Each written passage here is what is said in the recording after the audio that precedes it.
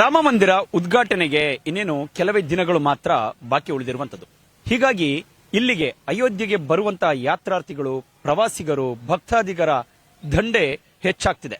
ದಿನದಿಂದ ದಿನಕ್ಕೆ ಹೆಚ್ಚಾಗ್ತಿರುವಂತಹ ಭಕ್ತಾದಿಗಳು ನಾನಾ ರಾಜ್ಯಗಳಿಂದ ಈ ಒಂದು ಅಯೋಧ್ಯ ಪ್ರದೇಶಕ್ಕೂ ಕೂಡ ಆಗಮಿಸುತ್ತಿದ್ದಾರೆ.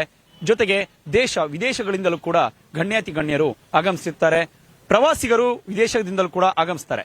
ಹೀಗಾಗಿಯೇ ಇಲ್ಲಿ ಬರುವಂತಹ ಯಾತ್ರಾರ್ಥಿಗಳಿಗೆ, ಪ್ರವಾಸಿಗರಿಗೆ ಯಾವುದೇ ರೀತಿಯಾದಂತಹ ಅನಾನುಕೂಲಗಳಾಗಬಾರದು ಅನ್ನುವಂಥ ನಿಟ್ಟಿನಿಂದಾಗಿ ಅಯೋಧ್ಯೆ ಇಲ್ಲಿರುವಂತಹ ಪಾಲಿಕೆ ಮತ್ತು ಸರ್ಕಾರ ಜಂಟಿಯಾಗಿ ತೆಗೆದುಕೊಂಡಿರುವಂತಹ ನಿರ್ಧಾರ, ಅಯೋಧ್ಯೆಯ ಈ ಒಂದು ಸೂರ್ಯಪಥ ಏನಿದೆ, ಧರ್ಮಪಥ, ಈ ಮಾರ್ಗ, ಇದನ್ನ ಮುಖ್ಯವಾಗಿ ಸಾಕಷ್ಟು ವಿಜೃಂಭಣೆಯಿಂದ ಈಗಾಗಲೇ ಅಲಂಕರಿಸುವಂತಹ ಕೆಲಸಕ್ಕೆ ಮುಂದಾಗಿರುವಂತದ್ದು. ರಸ್ತೆ ಎರಡು ಇಕ್ಕೆಲಗಳಲ್ಲೂ ಕೂಡ 10-20 ಸೂರ್ಯನ ಲೈಟ್ ಗಳನ್ನ ಇಲ್ಲಿ ಅಳವಡಿಸಲಾಗಿರುವಂತದ್ದು. ಹೀಗಾಗಿ ಸಾಕಷ್ಟು ಆಕರ್ಷಣೀಯವಾಗಿ ಕೂಡ ಇದು ಕಂಗೊಳಿಸುತ್ತೆ. ರಾತ್ರಿ ಹೊತ್ತಿನಲ್ಲಿ ಸಂಜೆ 6-7 ಗಂಟೆ ಬಳಿಕ ಸಾಕಷ್ಟು ಆಕರ್ಷಣೀಯವಾಗಿ ಮೆರುಗನ್ನ ಈ ಒಂದು ರಸ್ತೆಗೆ ನೀಡುತ್ತೆ ಅಂತ ಹೇಳಿದ್ರೆ ತಪ್ಪಾಗ್ಲಿಕ್ಕಿಲ್ಲ. ಇನ್ನು ಆ ಒಂದು ಕಂಬಗಳಲ್ಲಿ ಸಂಪೂರ್ಣವಾಗಿ ಜೈ ಶ್ರೀರಾಮ್ ಮತ್ತು ಹನುಮಂತನ ಗದೆಗಳು ಇರುವಂತದನ್ನ ಇಲ್ಲಿ ಗಮನಿಸಬೇಕಾಗತ್ತೆ. ಜೊತೆಗೆ ಇಲ್ಲಿ ಬರುವಂತಹ ಯಾತ್ರಾರ್ಥಿಗಳಿಗೆ, ಪ್ರವಾಸಿಗರಿಗೆ ಯಾವುದೇ ರೀತಿಯಾದಂತಹ ಅನಾನುಕೂಲಗಳಾಗಬಾರದು ಅನ್ನೋ ನಿಟ್ಟಿನಿಂದಾಗಿ ಆಯಾ ರಾಜ್ಯದ ಸಂಬಂಧಪಟ್ಟಂತಹ ಭಾಷೆಗಳನ್ನ ಇಲ್ಲಿ ಬಳಸಲಾಗಿರುವಂತದ್ದು ಬೋರ್ಡ್ನಲ್ಲಿ. ಅಂದ್ರೆ ಇದು ಯಾವ ರಸ್ತೆ, ಮುಂದೆ ಯಾವ ಪಥವನ್ನ ಇದು ತಲುಪುತ್ತೆ ಅನ್ನುವಂಥದ್ದು. ಇಲ್ಲಿಂದ ಕೇವಲ 50 ಹೆಜ್ಜೆ ಹೋಗಿದ್ದೆ ಆದಲ್ಲಿ ಲತಾ ಮಂಗೇಶ್ಕರ್ ಚೌಕ್ ಕೂಡ ಇಲ್ಲಿ ಸೇರುತ್ತೆ ಅನ್ನುವಂಥದ್ದು. ಹೀಗಾಗಿಯೇ ಸಾಕಷ್ಟು ಪ್ರಮುಖವಾದಂತಹ ಈ ಒಂದು ರಸ್ತೆ. ಹೀಗಾಗಿ ಎಲ್ಲ ಭಾಷೆಗಳಲ್ಲಿ ತಾವು ಗಮನಿಸಬಹುದು.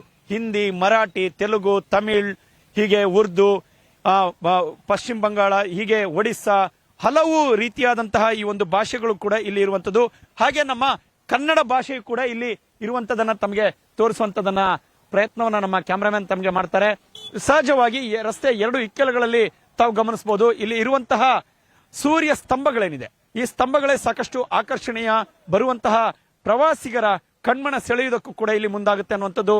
ಯಾವ ಒಂದು ಸ್ತಂಭಗಳಲ್ಲಿ ಜೈ ಶ್ರೀರಾಮ್ ಜೊತೆಗೆ ಹನುಮಂತನ ಗದೆ ಸಾಕಷ್ಟು ಆಕರ್ಷಣೀಯವಾಗಿ ಬರುವಂತಹ ಪ್ರವಾಸಿಗರನ್ನ ಇಲ್ಲಿ ಸೆಳೆಯುವುದಕ್ಕೂ ಕೂಡ ಇಲ್ಲಿ ಕಾರಣವಾಗುತ್ತೆ.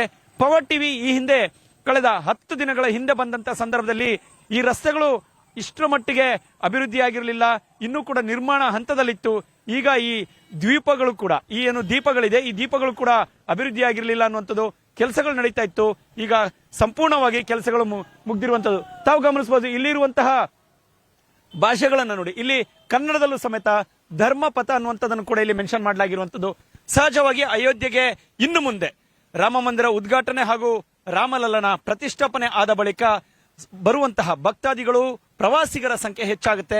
ಕೇವಲ ಕರ್ನಾಟಕ ಮಾತ್ರವಲ್ಲ, ನಾನಾ ರಾಜ್ಯಗಳು, ನಾನಾ ದೇಶಗಳಿಂದ, ವಿಶ್ವದ ಬಹುತೇಕ ಭಾಗಗಳಿಂದ ಜನ ಆಗಮಿಸುವಂತದ್ದು ಸಹಜವಾಗಿರುತ್ತೆ. ಈ ಕಾರಣದಿಂದಾಗಿ ಇಲ್ಲಿ ಹೆಚ್ಚಿನಾದ ಒಂದು ಅನುಕೂಲವಾಗುವಂತ ನಿಟ್ಟಿನಿಂದಾಗಿ ಆಯಾ ರಾಜ್ಯಗಳಿಗೆ, ಆಯಾ ದೇಶಗಳಿಗೆ ಸಂಬಂಧಪಟ್ಟಂತಹ ಭಾಷೆಗಳನ್ನು ಕೂಡ ಇಲ್ಲಿ ಬಳಸುವುದಕ್ಕೆ ಸರ್ಕಾರ ಜೊತೆಗೆ ಪಾಲಿಕೆ ಕ್ರಮಗಳನ್ನ ತೆಗೆದುಕೊಂಡಿರುವಂತದ್ದು. ಅಯೋಧ್ಯೆಯ ಧರ್ಮಪಥದಿಂದ ಪವನ್ ಜೊತೆ ಸಂತೋಷ್ ಹೊಸಳ್ಳಿ, ಪವರ್ ಟಿವಿ.